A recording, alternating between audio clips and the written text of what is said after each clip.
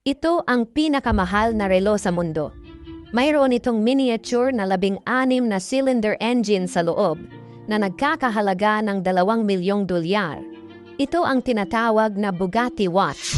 Katulad ng Chiron, mayroon itong miniature na 16 na cylinder engine na may 578 internal component piston, kabilang na ang crankshaft at turbocharger. Ang istruktura nito ay hindi kapani-paniwalang komplikado. Ano ang tunay na hindi kapani-paniwala? Kapag ang 16 na piston ay gumagalaw, ito ay tulad ng isang tunay na makina ng kotse na talagang nakakaakit. Ang mas perpekto pa ay mayroon pa itong shock absorber na perpektong ginagaya ang suspension system ng isang kotse. Tulad ng isang supercar, ang buong cable nito ay gawa sa sapphire crystal.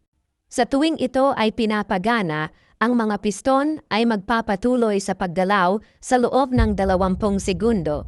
Kung namangha ka din sa ganitong uri ng relo, paki-like at share mo na din itong video.